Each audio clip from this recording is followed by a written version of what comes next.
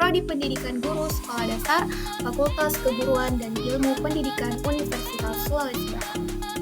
Halo semuanya, terima kasih sudah meluangkan waktu untuk mendengarkan cerita saya hari ini. Saya ingin berbagi pengalaman yang bagi saya itu cukup berarti, sebuah pengalaman yang mengubah cara saya melihat diri sendiri dan orang lain. Hari itu adalah hari ketika saya harus memimpin. Jujur, awalnya saya tidak pernah membayangkan akan berada dalam posisi sebagai seorang pemimpin. Saya biasanya lebih nyaman menjadi anggota tim yang menjalankan tugas sesuai dengan arahan, bukan orang yang memberikan arahan. Tetapi, ketika kesempatan itu datang, saya merasa seperti ditantang untuk keluar dari zona nyaman saya. Dari situ, saya mulai belajar banyak hal tentang tanggung jawab, komunikasi, empati, dan kerjasama. Nah, pengalaman ini ternyata bukan sekedar tugas mata kuliah biasa, melainkan perjalanan kecil yang membantu saya memahami apa arti kepemimpinan yang sebenarnya. Semuanya ini bermula dari salah satu proyek kelompok belajar mata kuliah. Saat itu kami diminta untuk membuat sebuah video podcast yang hasilnya itu akan disiarkan dalam salah satu media sosial. Nah, ketika teman-teman menunjuk saya menjadi ketua kelompok, saya sempat terdiam. Rasanya campur aduk antara senang, kaget, dan takut. Senangnya itu karena dipercaya, tapi juga takut karena tidak yakin apakah saya bisa memimpin teman-teman dengan baik. Saya tahu menjadi ketua itu bukan hanya soal memberi perintah atau mengatur pekerjaan, tetapi juga bagaimana mengelola orang-orang dengan karakter yang berbeda-beda. Namun dari sisi lain, saya juga merasa tertantang. Saya berpikir mungkin ini saat yang tepat bagi saya untuk belajar sesuatu yang baru, sesuatu yang tidak akan saya temukan hanya dari membaca buku atau mendengarkan pelajaran di kelas. Nah, ketika mulai memimpin, saya baru menyadari bahwa menjadi seorang pemimpin itu ternyata jauh lebih rumit daripada apa yang saya lihat.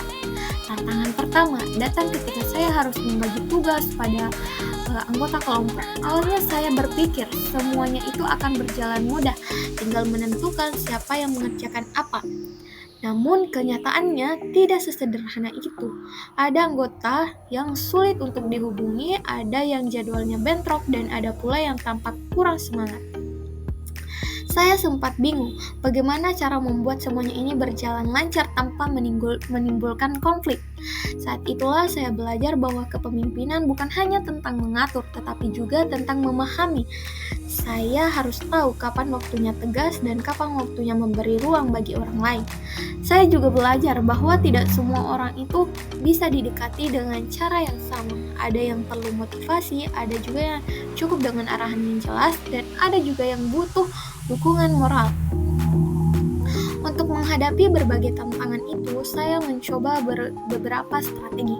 Saya mulai dengan mengajak teman-teman berdiskusi secara terbuka.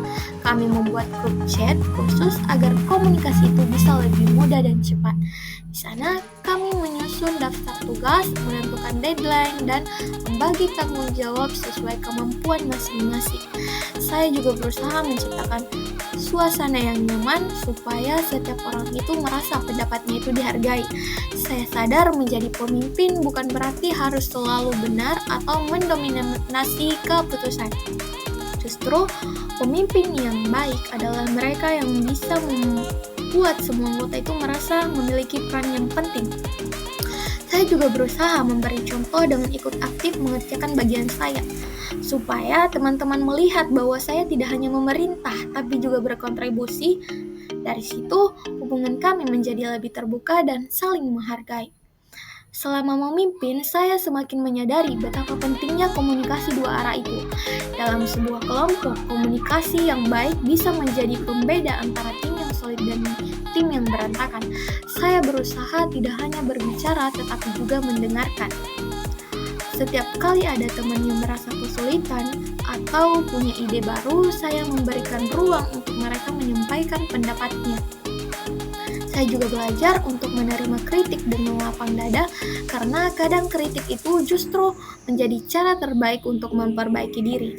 Selain itu, saya mulai membiasakan diri untuk memberikan apresiasi.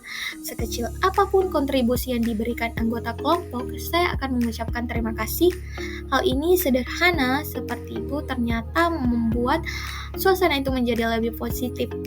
Semua itu jadi lebih bersemangat dan pekerjaan itu menjadi lebih ringan.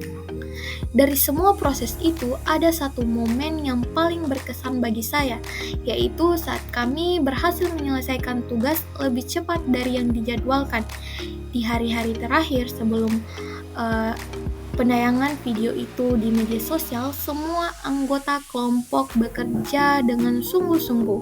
Kami saling membantu, saling mengingatkan, dan tidak ada lagi yang pasif.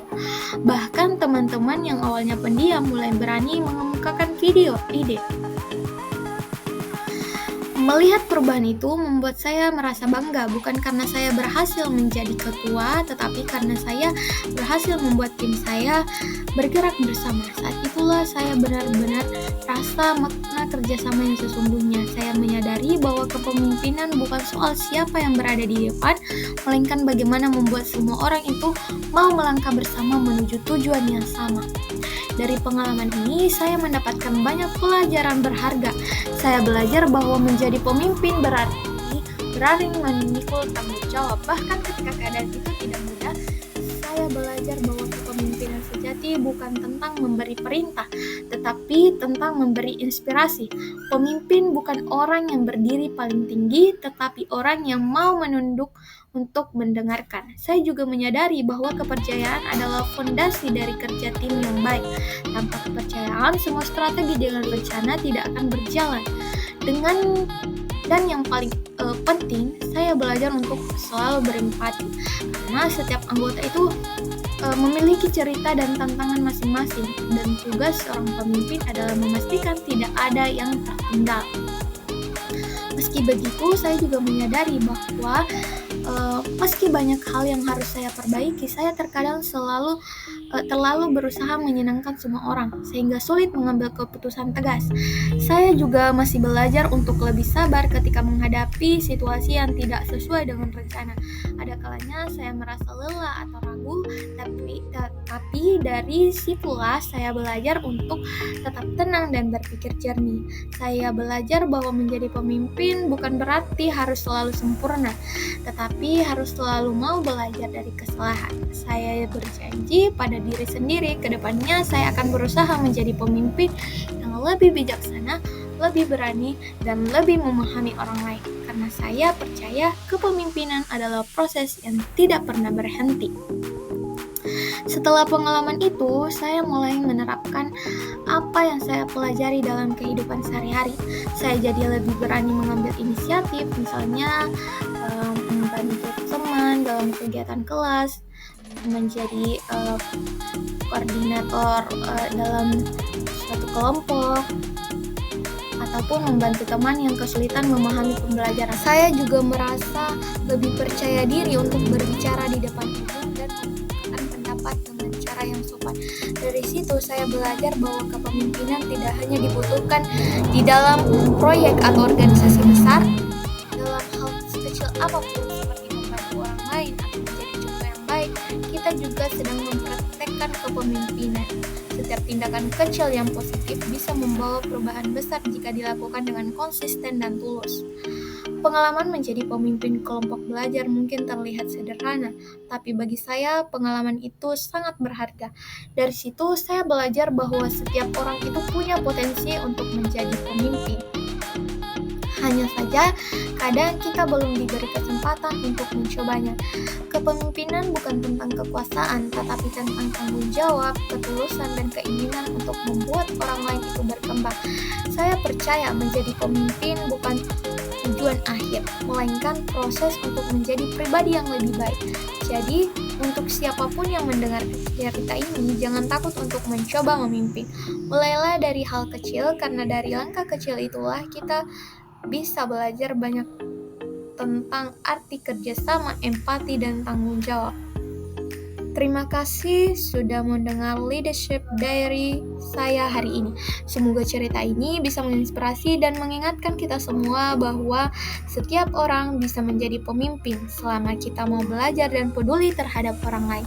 Sekian dari saya, terima kasih. Wassalamualaikum warahmatullahi wabarakatuh.